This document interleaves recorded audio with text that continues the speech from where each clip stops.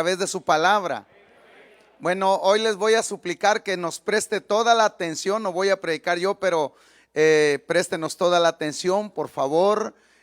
Considere que la palabra del Señor es el platillo que nos bendice, que nos edifica, que nos enseña, es decir, nos educa, pero sobre todo que nos dirige, hermanos, bajo el temor y la gracia de Dios.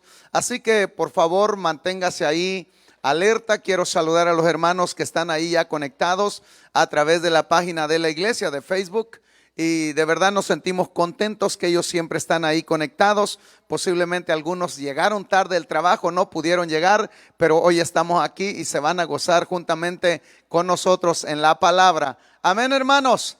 Amén. Y bueno, aunque estamos ya en vivo, pero no importa, hermanos. Tengo un anillo de 14 quilates, no lo estoy vendiendo, lo estoy regalando, hermanos. Nada más me tiene que decir qué es lo que tiene y ese es suyo, hermanos, se lo regalamos. Porque seguramente si sabe qué es lo que tiene, es suyo. Así que allí lo tenemos, ya casi no lo voy a anunciar porque pues ya van 2 semanas y yo creo que ya necesitamos que el dueño, la dueña, porque es de dama, salga por ahí. Así que hermanos, sean todos bienvenidos, bríndese un aplauso usted mismo y voy a pedirle a nuestra hermana Cecilia Zamora que venga a ocupar este lugar, que ella es la que nos predica en esta preciosa noche. Gócese, hermano, y abra los oídos. Gloria a Dios. Dios les bendiga, hermanos. Dios les bendiga más. ¿Cuántos están gozosos de poder estar en esta noche en la casa del Señor?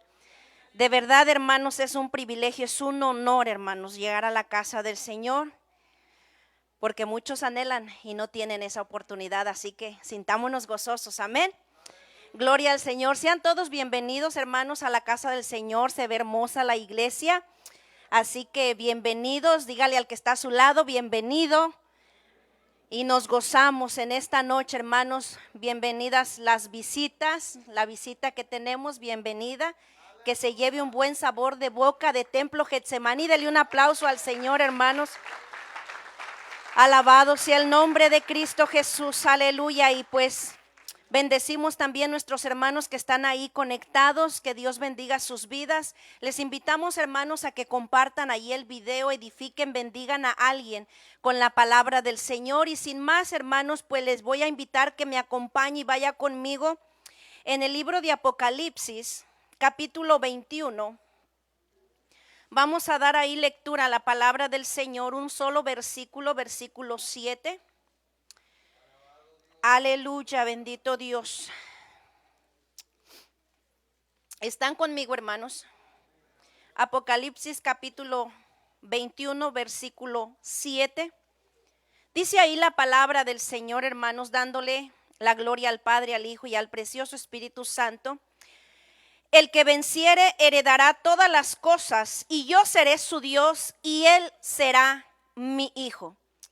Padre, en esta hora, Señor, yo te doy gracias, te doy gloria y honra, Señor. Gracias te doy por este honor, este privilegio, Padre, de poder exponer tu palabra, que es bendita, que es poderosa, que es viva, Señor. Que esta palabra puede edificar nuestras vidas, nuestros corazones, de los que están presentes, los que están conectados y aún los que van a ver, Señor, el video después, Padre amado. Bendice cada vida, cada corazón a través de tu poderosa palabra, Señor. Yo te pido, Señor, que solamente uses mis labios, mi vida, Padre. Reconozco mi indeficiencia, mi necesidad de ti en mi vida, Padre. Yo me pongo en tus manos, Señor, para que tú fluyas y ministres, Padre amado. En el nombre de Jesús, toda gloria y toda honra, Padre, solamente te pertenece a ti hoy y por siempre, Señor. Amén, amén. Gloria a Dios, aleluya. El tema que vamos a hablar, hermanos, en esta noche es camino a la meta. Las primeras palabras que vemos aquí en este versículo, el que venciere o al que venciere, la encontramos 8 veces en el libro de Apocalipsis. 7 se menciona en las 7 promesas que Dios le da a las iglesias del Asia Menor y en este versículo que acabamos de leer. Estas palabras, al que venciere, hacen referencia, hermanos, a aquella persona que logra sus objetivos, que alcanza sus sueños, que llega a la meta deseada. Pero para lograr esto es necesario caminar un largo camino, hermanos, donde vamos a encontrar obstáculos, problemas, retos, dificultades que tenemos que vencer cuando vamos camino a la meta. Amén. Cuando nosotros salimos de casa, salimos ya sea que vamos al trabajo, vamos a una cita, vamos de paseo o a cualquier lugar a donde nosotros vayamos, hermanos, llevamos ya un camino definido hacia donde nosotros vamos.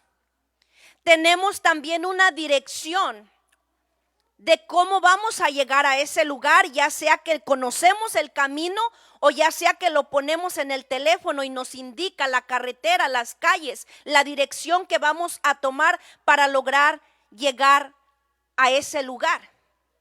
Tenemos también, hermanos, un propósito definido del motivo o la razón por la cual vamos a ese lugar, dependiendo pues hacia dónde vamos. Amén. Pero siempre en el camino, gracias mi hermana, siempre en el camino, hermanos, pueden pasar cosas que van a obstaculizar nuestra llegada a ese lugar. Planeamos nuestro camino, planeamos nuestro tiempo, planeamos la ruta a seguir, pero pudiera ser, hermanos, que camino al lugar encontremos obstáculos. Ya sea, hermanos, que hubo mucho tráfico, que se nos descompuso el carro, que se ponchó una llanta, que le faltó gasolina. Quizás hubo un accidente y nos desviaron por otro lado. A lo mejor se nos olvidó algo de lo que teníamos que llevar, por lo cual tuvimos que regresarnos a la casa. Y a veces yo creo que muchos nos regresamos porque salimos y se nos olvidó el teléfono, ¿verdad? Y tenemos que dar la vuelta. Son obstáculos, hermanos, que encontramos camino a la meta, camino al lugar, al destino que nosotros queremos llegar. Como hijos de Dios, hermanos, tenemos un lugar definido a dónde vamos. Y ese lugar es la presencia del Señor. A ir a celebrar las bodas del Cordero, a gozarnos la eternidad con Cristo Jesús, amén. Ese es nuestro lugar, nuestro destino final. Por eso estamos aquí en este lugar. Tenemos ya un camino a seguir y ese camino es Cristo, hermanos. Y nuestro propósito para llegar a la meta debiera de ser vencer, permanecer firmes hasta el final, sin importar los obstáculos, los tropiezos, las dificultades, los problemas que vayamos a enfrentar o a encontrarnos camino a la meta. Que nada ni nadie nos quite el propósito de Dios en nuestras vidas, que es llegar a la presencia del Señor, hermanos. A pesar de los obstáculos, es necesario, hermanos, esforzarnos a permanecer firmes, fieles y vencer cualquier obstáculo. Amén. ¿Cuáles pudieran ser esos obstáculos o situaciones que como creyentes nosotros vamos a enfrentar camino a la meta? Ya sabemos cuál es nuestra meta, amén. Nuestra meta es ir a la Canaán celestial, ir a estar morando en la presencia del Señor. ¿Y cuáles pudieran ser las situaciones que se nos atraviesen en camino a nuestra meta? La palabra del Señor, hermanos, nos lo menciona en el mensaje a las 7 iglesias que encontramos en Apocalipsis.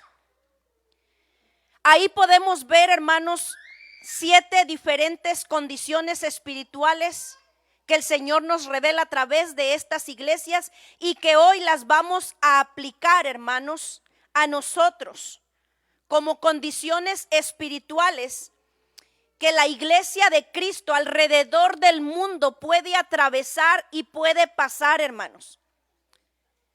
El número 7 significa plenitud, totalidad o completo, de tal manera que las 7 condiciones espirituales que vemos en estas 7 iglesias, hermanos, nos ilustran todas las condiciones espirituales que el creyente puede atravesar. Y estoy hablando, hermanos, de la iglesia de Cristo, del creyente en Cristo Jesús. Amén. El primer obstáculo, hermanos, que podemos encontrar camino a la meta es el obstáculo de perder el primer amor. Ahí en Apocalipsis 2, versículo 5 dice: recuerda por tanto de dónde has caído y arrepiéntete y haz las primeras obras, pues si no, vendré pronto a ti y quitaré tu candelero de su lugar si no te hubieres arrepentido. Camino a la meta, hermanos, podemos encontrar este obstáculo de perder el primer amor, que era la condición, hermanos, espiritual de la iglesia en Éfeso. Y cuando se pierde, hermano, el primer amor, el cristiano comienza a hacer las cosas por compromiso, por obligación, por responsabilidad, técnicamente, pero no por amor y agradecimiento, que son dos cosas totalmente diferentes.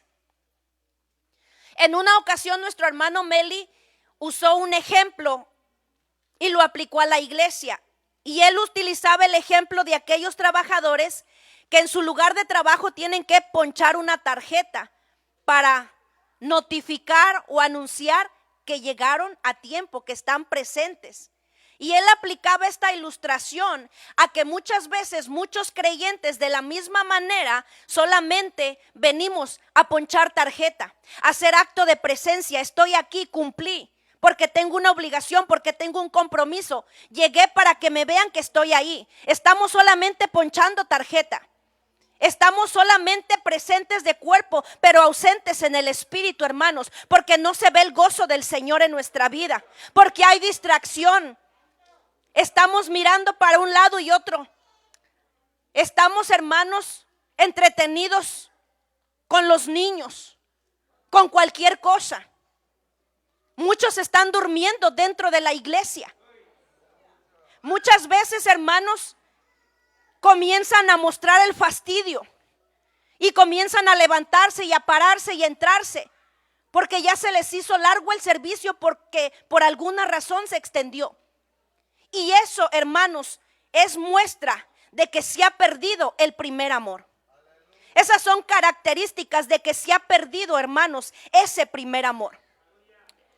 Cuando se pierde el primer amor, hermanos, el cristianismo se nos hace monótono, se nos hace aburrido, pesado.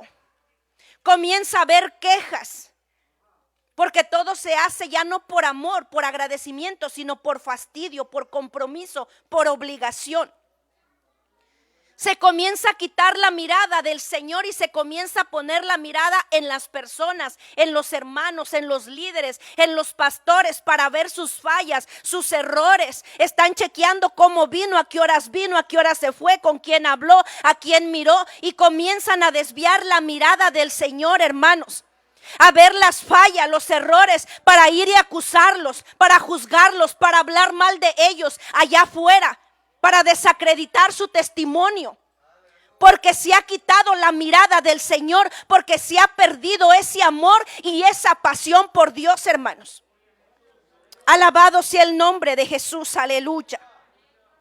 Cuando estamos en nuestro primer amor, hermanos, no nos interesa quién va adelante, quién va atrás, quién va al lado, hablando en el término espiritual, hermanos, sino que solamente queremos mantenernos en ese camino, agradando a Dios, honrando a Dios, sirviendo a Dios, hermanos. Y hay esfuerzo, hay sacrificio sin reproches, hermanos. Ah, porque a mí y al otro no.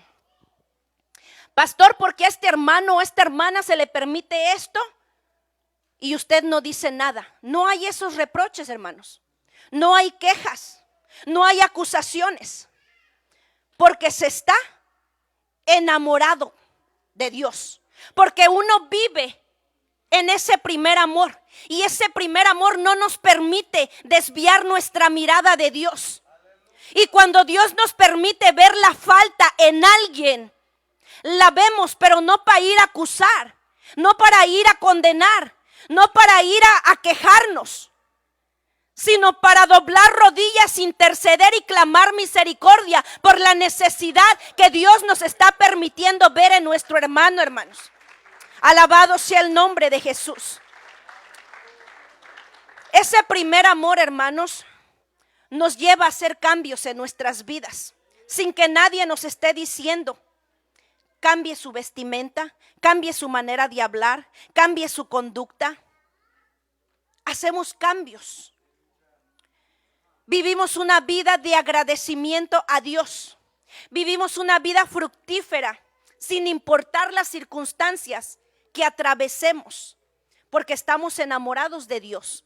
Y ese amor nos ayuda a vencer cualquier obstáculo. Amén. Así que la primer condición espiritual que podemos encontrar es la pérdida del primer amor.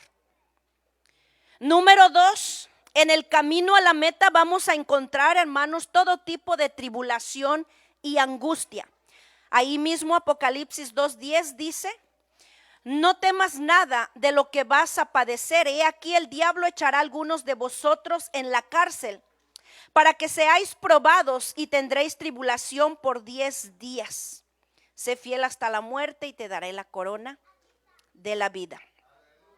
Nos está hablando de tribulaciones, de aflicciones, de situaciones difíciles, hermanos, que como creyentes tenemos que atravesar, tenemos que pasar, tenemos que vivir. Tenemos que ser pasados por el fuego, pero esas necesidades son necesarias y es importante permanecer firmes hasta el final, hermanos.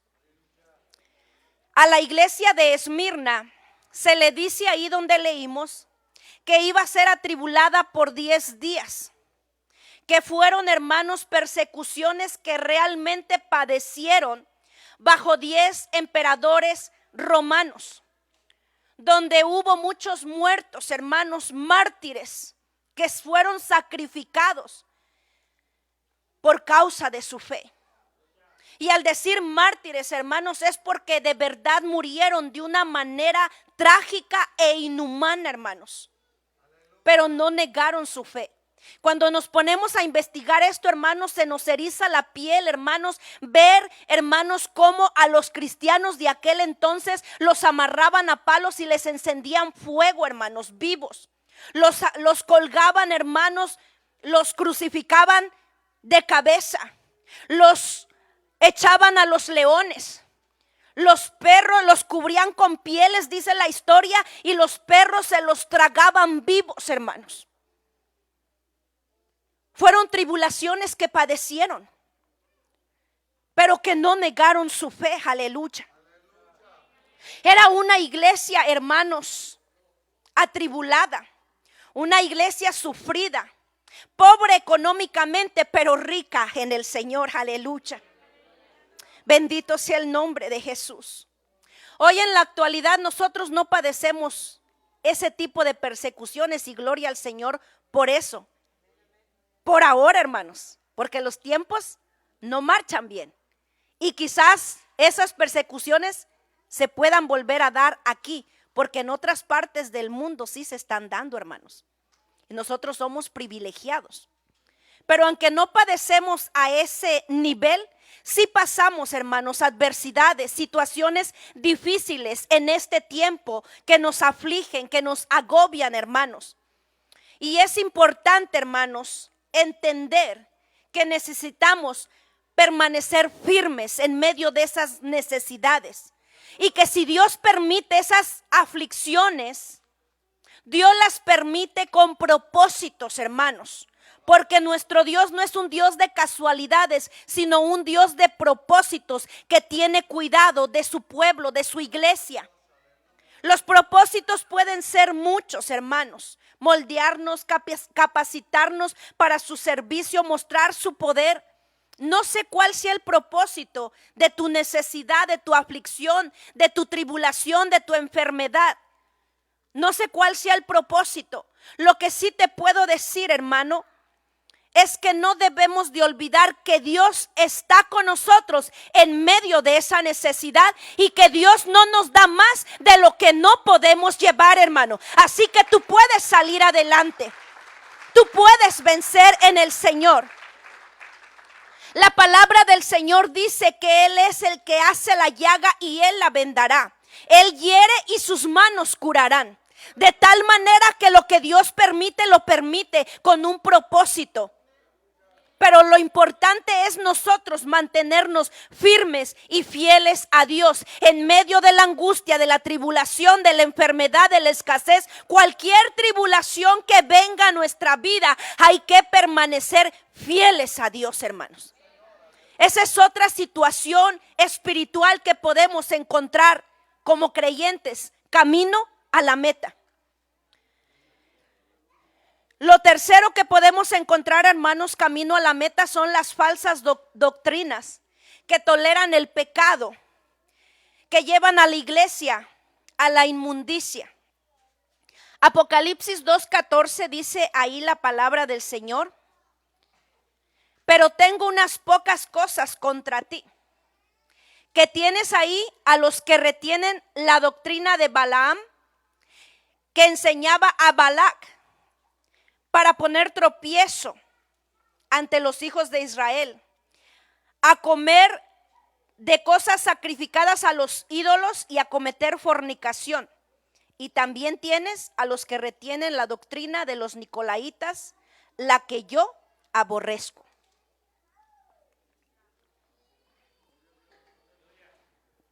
Nos está hablando, hermanos, de falsas doctrinas, de falsos maestros, de falsos ministros que toleran el pecado y que llevan a la iglesia a la inmundicia, a la fornicación espiritual, hermanos. Esto lo vemos hoy en día en el 2021, hermanos, dentro del cristianismo. Esto lo estamos viviendo, hermanos. Hay tantos ministros, hermanos, que empezaron bien el camino, pero que se torcieron y terminaron mal, hermanos. Y que comienzan a enseñar doctrinas torcidas, que comienzan a tolerar el pecado, a cambiar su mensaje, su predicación, hermanos.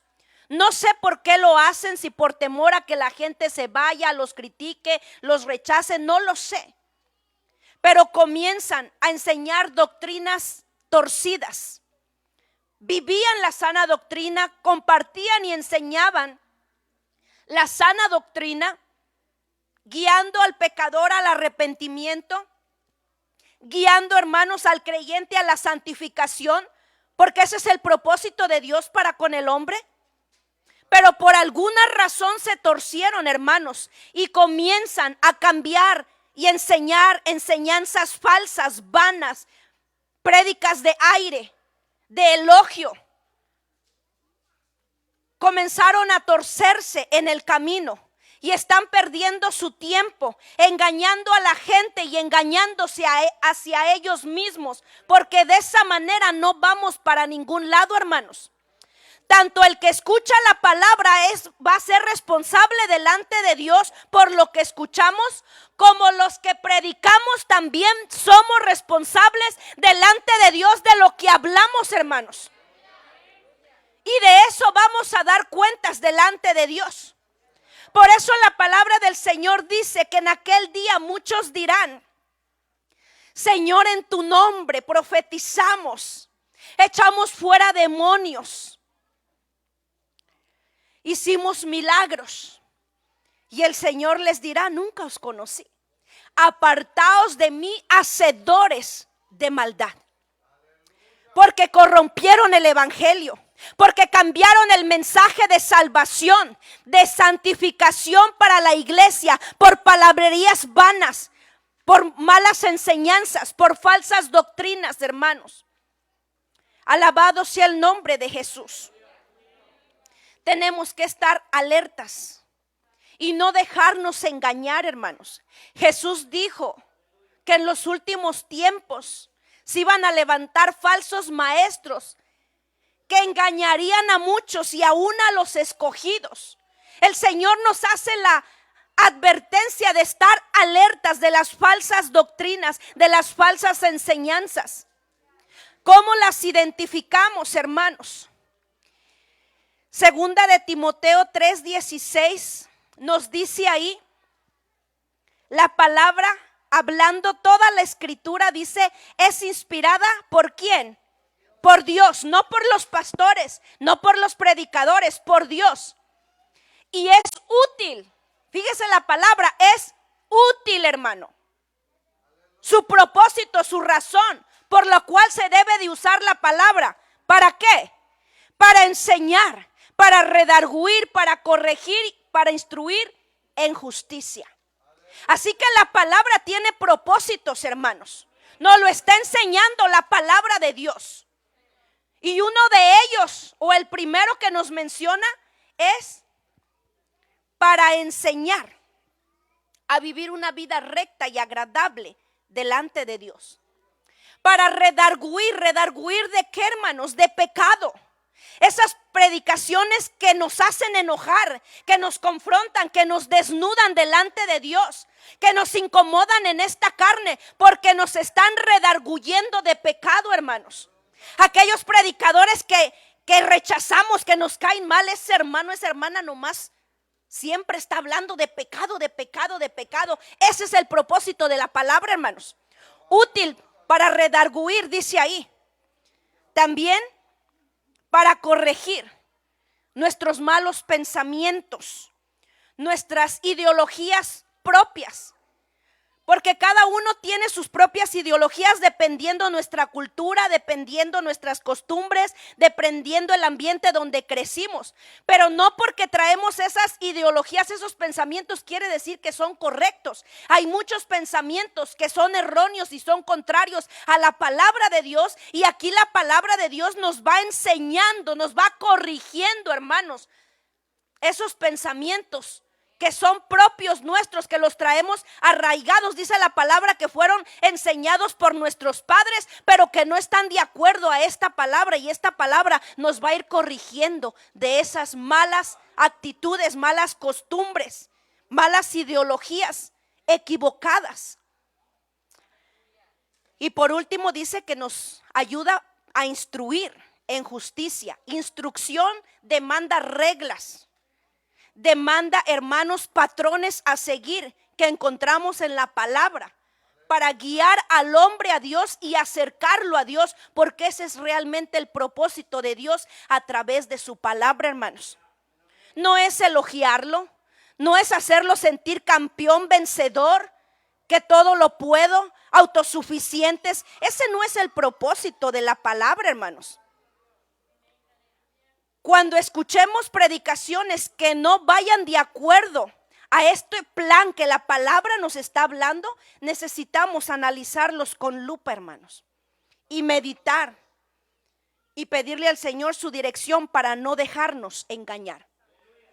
Esa es otra de las condiciones espirituales que se ven dentro de la iglesia de Cristo, con las cuales vamos a encontrarnos: falsas doctrinas, falsas enseñanzas que toleran el pecado. Ya no es tan malo, ya tú puedes andar así, tú puedes hacer eso porque Dios te ama, y llevan a la iglesia a la inmundicia. Amén. Cuarto tropiezo, hermanos, que podemos encontrar camino a la meta es la tolerancia a Jezabel, y lo vamos a ver en Apocalipsis 2:20. Dice ahí, Apocalipsis 2:20: pero tengo unas pocas cosas contra ti, que toleras a esa mujer Jezabel, que se dice profetiza, se dice, pero no lo es, y enseñe y seduzca a mis siervos a fornicar y a comer cosas sacrificadas a los ídolos. ¿Qué significa esto, hermanos? La tolerancia a Jezabel. Jezabel, hermanos, era una reina idólatra pagana que dio muerte a muchos de los verdaderos profetas del Señor. La iglesia de Tiatira, que es a la que se le da este mensaje, hermanos, en aquel entonces esta iglesia adoptó muchas de las costumbres idólatras de la iglesia romana. Y de esta manera se corrompieron, adoptando la apostasía, haciendo unión entre el paganismo, que es la adoración a los ídolos, y el verdadero evangelio. Eso era lo que estaba aconteciendo en la iglesia de Tiatira. Esa era su condición, ese era su pecado. Y el Señor le confronta.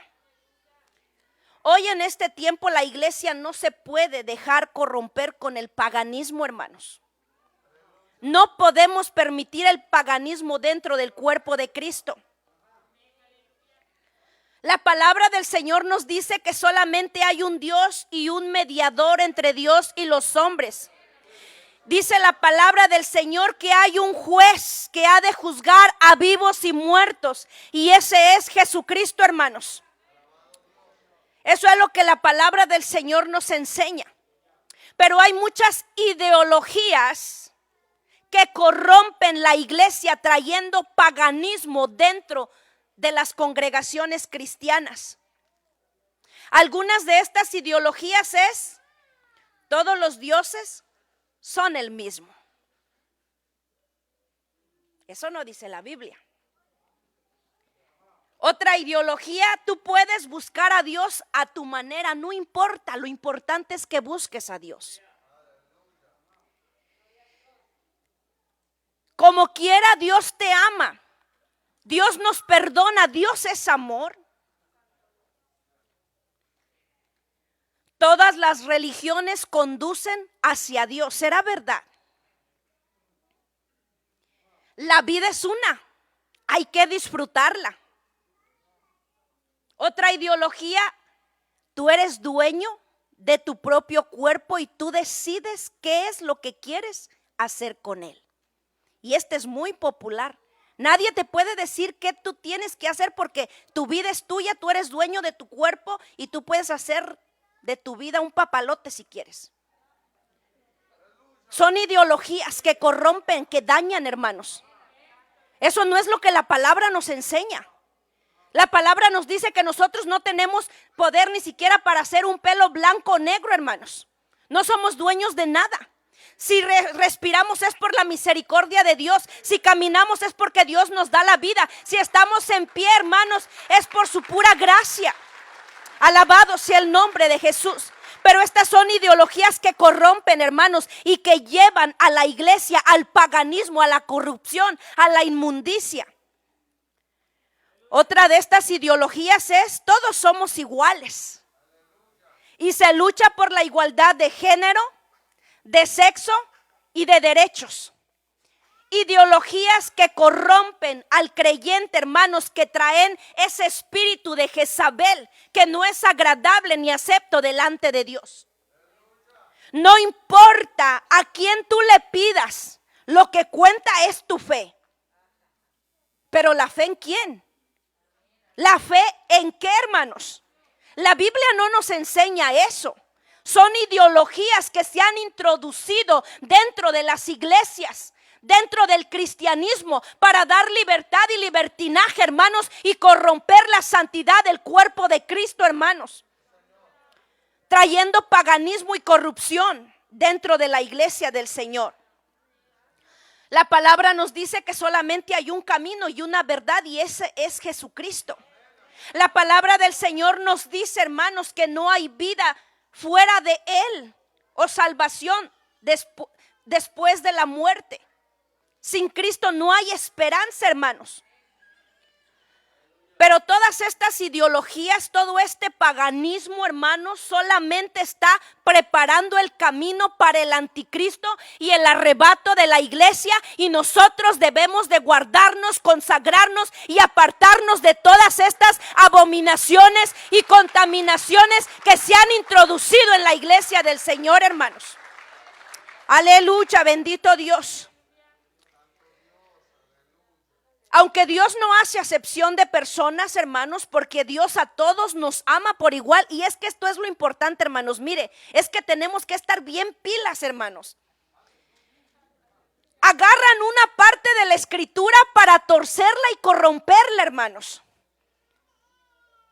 Es que Dios a todos nos ama. Claro que sí, a todos nos ama por igual y a todos nos da la oportunidad, hermanos, de arrepentirnos, de reconocer nuestro pecado. Y el deseo de Dios es que el hombre venga al arrepentimiento, hermanos. Pero es que tuercen la escritura. Se agarran de algo y como suena bonito, pues sí, así es. Y ahí está la torcedura. Ahí está, hermanos, esa corrupción dentro de las iglesias. Ciertamente el Señor a todos nos ama por igual. No hace acepción de personas. Pero la Biblia sí nos menciona dos tipos de personas, hermanos. Los justos, que hemos sido justificados por nuestra fe en Jesucristo. No por nuestros méritos, sino por su gracia y su infinita misericordia, hermanos. Y nos menciona a los injustos, amén, que son hombres burladores de la fe, desobedientes, rebeldes, que tendrán su parte en el lago de fuego. Esas dos personas sí las menciona las Sagradas Escrituras y las encontramos en muchas partes. ¿A qué grupo de personas nosotros queremos pertenecer, hermanos? Bendito sea el nombre de Jesús, aleluya. Tenemos que guardarnos de todo esto, hermanos. Tenemos que apartarnos y estar alertas. Otra manera, hermanos, de que se corrompe la iglesia hoy en día es haciendo amistad con el mundo. Es contaminándose con las cosas del mundo, con los deleites de la carne, los deseos de los ojos. Viviendo una vida doble, hermanos, haciendo burla y escarnio del nombre de nuestro Señor Jesucristo. ¿Cuánto creyente, hermano, adoptando costumbres del mundo y tradiciones idólatras y paganas, hermanos, en las congregaciones? Hay muchas celebraciones, hermanos. Y el colmo de todo esto es que aún cristianos se atrevan a celebrar la fiesta Satanás, hermanos. Christmas. Hay tanta celebración pagana, wow. El día de Reyes, que la rosca, son paganismo, hermanos. Y todo esto se ha introducido dentro de las congregaciones del cuerpo de Cristo y no podemos tolerar esa corrupción como hijos de Dios, hermanos. Tradiciones que no tienen nada que ver con la palabra del Señor, pero que traemos arraigadas, que no queremos soltar, que nos gustan y que queremos seguir practicando aunque deshonremos a Dios. ¿Para dónde vamos, hermanos? Le estamos abriendo las puertas a ese espíritu de corrupción de Jezabel. El Señor dice en su palabra: sed santos porque yo soy santo. Y el Señor nos da a nosotros el libre albedrío porque Dios no obliga a nadie.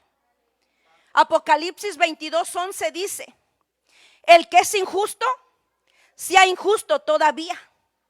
El que es inmundo, sea inmundo todavía. Y aquí me detengo un poquito, hermanos, porque a veces cuando comenzamos a caminar en el Señor hacemos las cosas por ignorancia, porque no lo conocíamos, porque no sabíamos.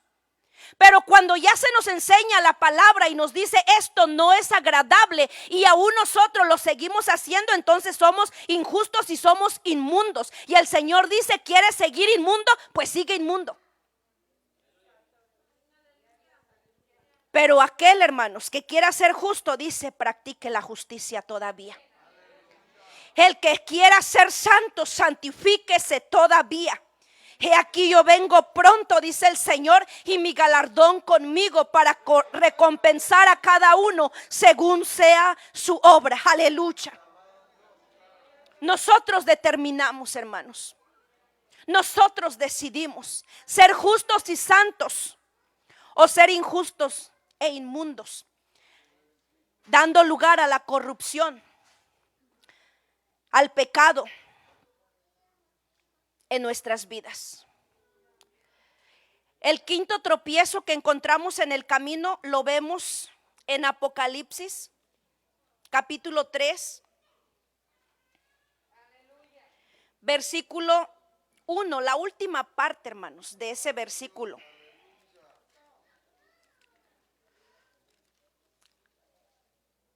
La última parte del versículo 1 dice: yo conozco tus obras, que tienes nombre de que vives y estás muerto. Sé vigilante y afirma las otras cosas que están para morir, porque no he hallado tus obras perfectas delante de mí.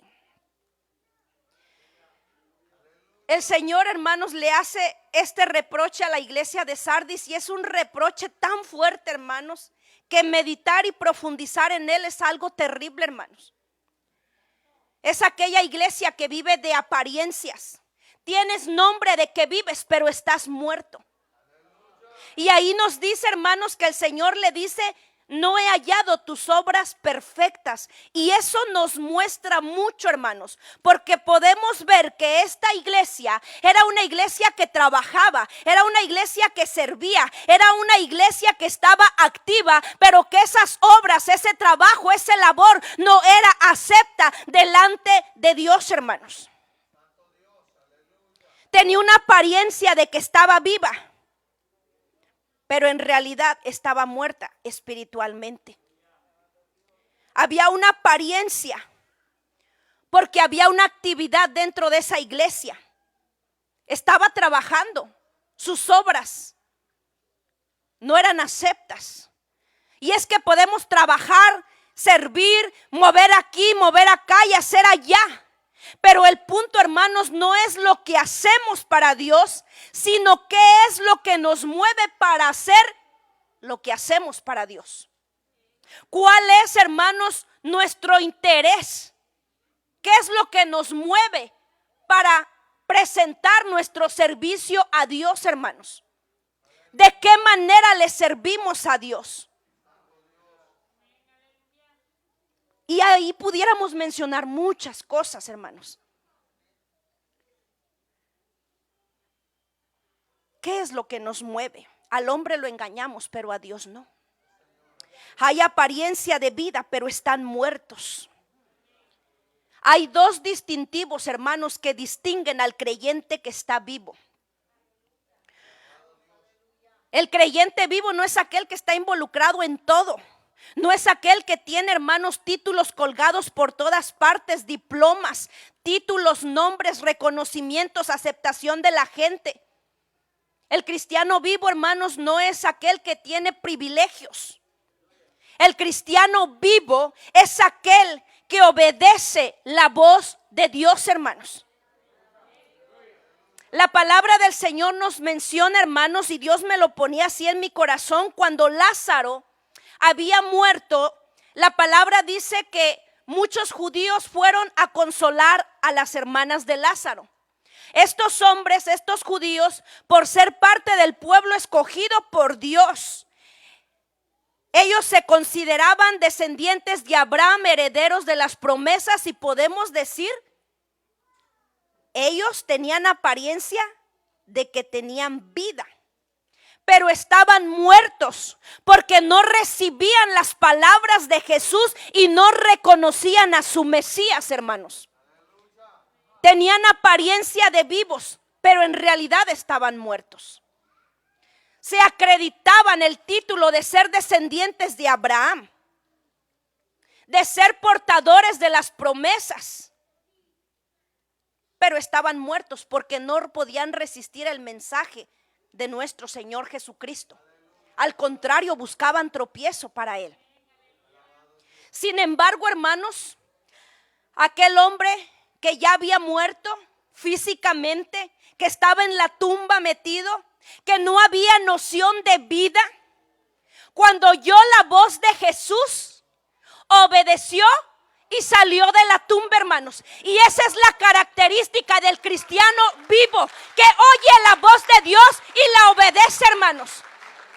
El cristiano vivo no es aquel que hace una y mil cosas, es aquel que sabe distinguir la voz de Dios y que la sabe obedecer, hermanos. Hay muchas voces que nos pueden hablar. La voz de nuestro propio egoísmo, la voz de nuestra propia carne, nuestras propias emociones. El enemigo también viene y nos habla. Dios mismo nos habla. Y es importante, hermanos, que aprendamos a conocer la voz de Dios. Pero no solamente a conocer la voz de Dios, sino a obedecer la voz de Dios, hermanos. Porque de nada nos sirve escuchar la voz de Dios si no la obedecemos. De nada nos sirve, hermanos. Los judíos oían la voz de Jesús, pero no la obedecían. Y aquel que ya decían, ya está 4 días ahí, ya está hasta podrido. Cuando oyó la voz de Jesús, ese cuerpo se reincorporó y salió, porque ese hombre, hermanos, nos demuestra la característica del cristiano vivo, que oye, distingue la voz de Dios y la obedece. Aleluya. Dios nos habla de diferentes maneras, hermanos. No solamente a través de su palabra. Dios nos habla también a través del Espíritu Santo. Y nos habla para redarguirnos. Lo que estamos viendo, lo que estamos pensando, que nadie sabe, pero que Dios sabe. Lo que sentimos aquí, que es oculto al ojo humano, pero no oculto al Señor. Y el Espíritu Santo nos redarguye, saca eso. Desecha eso. Ya no veas eso. Ya no hables así. Lo que hacemos en oculto, el Espíritu Santo nos redarguye. Y entendemos que es Dios que nos está hablando, pero no obedecemos la voz de Dios. Y ahí estamos en graves problemas, hermanos. Porque tenemos nombre de vivos y estamos muertos. Alabado sea el nombre de Jesús, aleluya. El otro distintivo que distingue al creyente vivo, hermanos, es aquel que Dios gobierna su corazón. Como ejemplo, hermanos, es aquel joven rico que la palabra del Señor dice que había guardado todos los mandamientos desde su juventud. Y estaba en lo correcto. Porque el Señor no le contradijo, no le dijo nada. El problema era, hermanos, que aunque él guardaba la ley y los mandamientos de Dios a la perfección, sin embargo, Dios no gobernaba su corazón, sino sus riquezas, hermanos. Porque cuando el Señor le dijo, ve y vende todo lo que tienes, repártelo a los pobres y ven y sígueme, dice la palabra que él se fue triste, hermanos. Porque Dios no reinaba en su corazón. La intención de Jesús al decirle estas palabras a este hombre no eran realmente que este hombre se quedara en la miseria, hermanos. Ese no era el propósito de Jesús. El propósito de Jesús era demostrarle con amor y misericordia que aunque él había guardado toda la ley desde su juventud a la perfección, su corazón no le pertenecía a Dios y de nada le servía haber guardado la ley si su corazón, hermanos, no le pertenecía a Dios. De nada nos sirve, hermanos, estar, intactos en muchas áreas. Pero si Dios no es el primer lugar en nuestra vida, de nada sirve, hermanos. La pregunta para nosotros es: ¿quién ocupa el primer lugar en nuestras vidas? ¿Quién reina verdaderamente en nuestro corazón? No de labios, hermanos, de verdad. Porque de labios hasta el mundo dice yo amo a Dios. yo temo a Dios, yo sirvo a Dios, yo busco de Dios. Pero que esas palabras no las digamos nosotros, sino que esas palabras sea Dios quien nos las reconozca, como lo hizo con Job. Job no tuvo que decir quién era, fue Dios quien declaró quién era Job. Que de la misma manera, hermanos, Dios nos dé esa aprobación. Alabado sea el Señor, aleluya. Ese es otro obstáculo que podemos encontrar en el camino, hermanos. Camino a la meta, y que debemos de guardar estas áreas y de buscar tener estos dos distintivos. Oír la voz de Dios, obedecerla, pero también que sea Dios quien reine y gobierne nuestro corazón por sobre todas las cosas. El sexto obstáculo en el camino, hermanos, a la meta es la autosuficiencia y el materialismo. Y eso lo vemos en Apocalipsis 3, versículo 15, dice ahí: yo conozco tus obras, que ni eres frío ni caliente. Ojalá fueses frío o caliente. Pero por cuanto eres tibio y no frío ni caliente, te vomitaré de mi boca. Porque tú dices, yo soy rico y me he enriquecido, y de ninguna cosa tengo necesidad, y no sabes que tú eres un desventurado, miserable, pobre, ciego y desnudo. A mí esto, hermanos, me hace simbrar. Que el Señor declare estas palabras, hermanos. Son unas palabras, es el reproche más fuerte que encontramos en los mensajes que el Señor le da a las 7 iglesias. El reproche que Dios le hace a la iglesia Laodicea. Su condición espiritual, hermanos, realmente era deplorable, porque habían perdido la visión de Dios totalmente, hermanos. Habían perdido su vista espiritual, ya no se movían por fe, porque ya no confiaban en Dios completamente, sino que confiaban en su abundancia, en sus propiedades, en sus riquezas. Y lo peor de esto, hermanos, es que ellos decían, no tenemos necesidad de nada, porque ya su confianza estaba en lo terrenal, en lo adquirido, en lo material, en sus riquezas, sintiéndose autosuficientes para no necesitar nada de nadie, ni aún de Dios, hermanos. Y esta es una condición muy crítica, muy triste, hermanos. Una situación realmente, hermanos, que estremece el corazón de uno, porque su enfoque está en lo terrenal, en la abundancia, en la autosuficiencia, en la prosperidad, en la confianza en sí mismo, lo que yo puedo hacer, lo que yo puedo lograr. ¿Qué es lo que se mueve, hermanos, en muchos corazones de cristianos que poco a poco se han ido alejando de Dios, aunque estén dentro de las iglesias? Y sí lo dije bien, hermanos. Hay muchos cristianos que se han ido apartando de Dios. Están metidos en las iglesias, pero no se dan cuenta que están lejanos. Están ciegos, están desnudos delante de Dios. Es una condición, hermanos, muy deplorable. El Señor dice, no eres frío ni eres caliente. En palabras sencillas, pareciera que no pecas, porque no te contaminas con el mundo, porque no practicas idolatría, porque no haces amistad con el mundo, porque no le das rienda suelta a los deseos de tu carne. Pareciera que no pecas, pero tu ceguera espiritual no te permite ver que estás alejado completamente de mí, porque yo puedo ver tu desnudez. Eso es lo que el Señor le está hablando, hermanos. Y de esto hay mucho dentro de las congregaciones, que no reconocen su condición espiritual, hermanos, que son duros de corazón. Oh, eso se le habló a aquel, aquella y aquella, pero yo estoy bien. A mí Dios no me habló. Insensibles, duros de corazón, hermanos.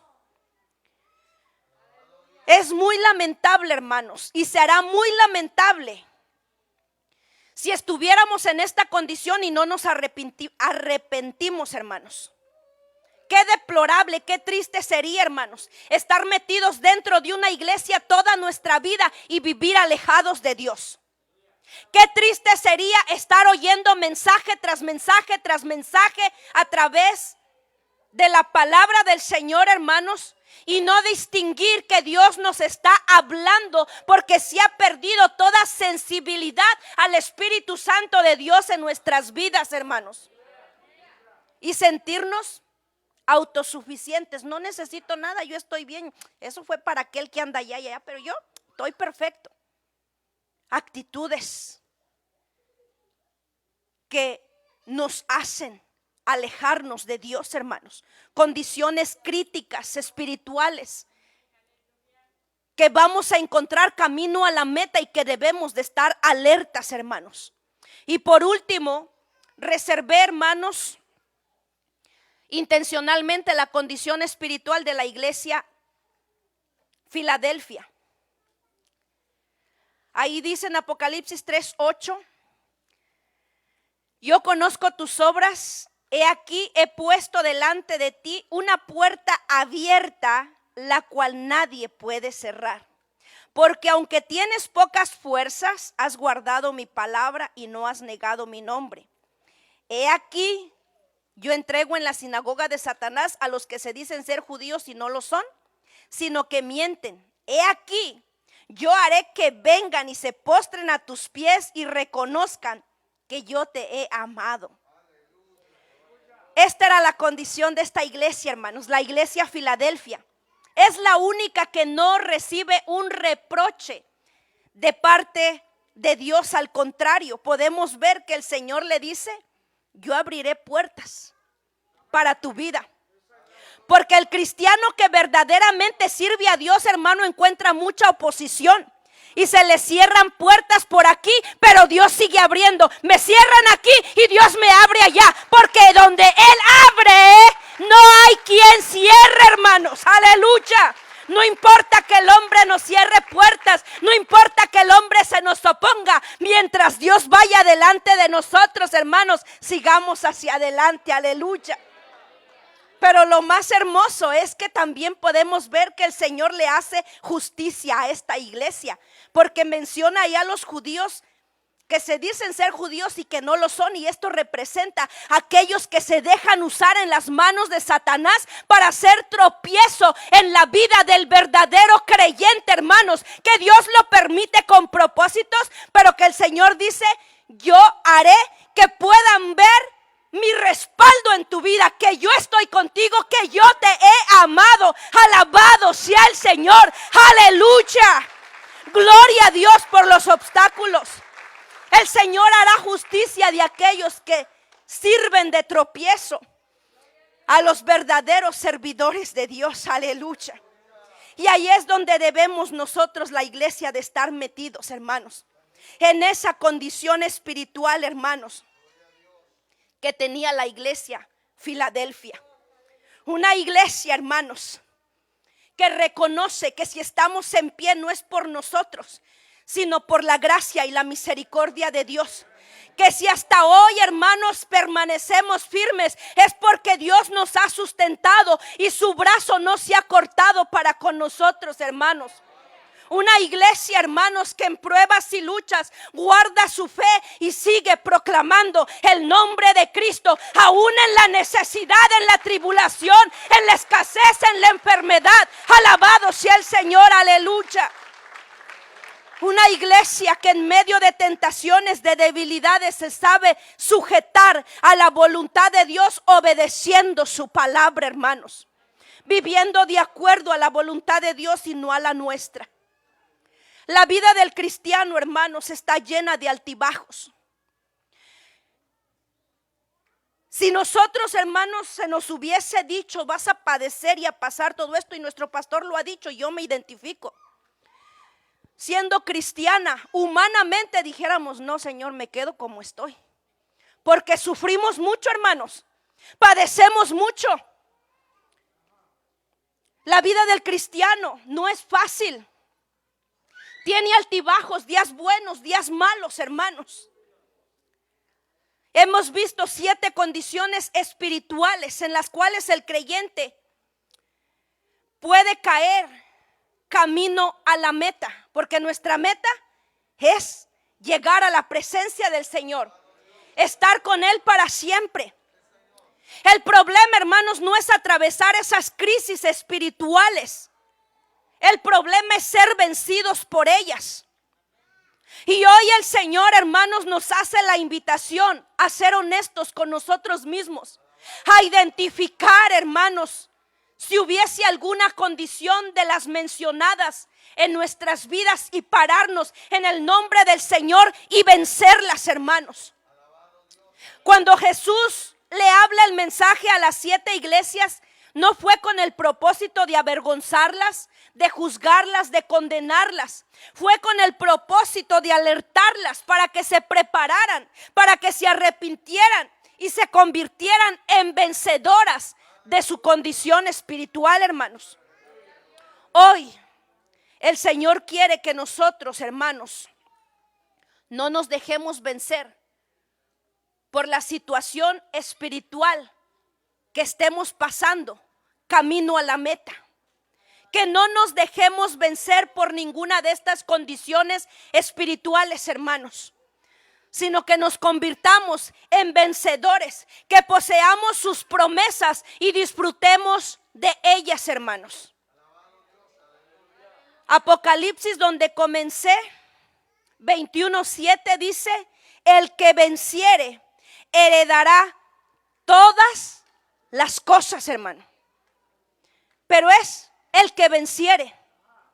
El obstáculo lo vamos a encontrar camino a la meta. El punto es si nosotros de verdad vamos a ser honestos, nos vamos a analizar y escudriñar nuestro corazón y decir: yo estoy en esta condición y necesito vencerla, porque no es para todos. Estamos camino a la meta y vamos a encontrar todas estas cosas, pero el Señor dice: al que venciere heredará todas las cosas, yo seré su Dios y él será mi hijo. Póngase de pie, hermanos. Aleluya, bendito Dios. Gracias, Señor, en esta hora, Padre. Gracias por tu palabra, Señor Dios Todopoderoso. Eres hermoso, Señor, eres precioso, Espíritu Santo. Padre, te doy gracias, te doy gloria y honra por tu palabra.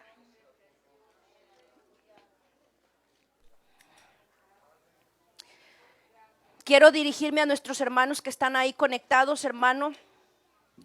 Yo espero que esta palabra haya edificado su vida, su corazón.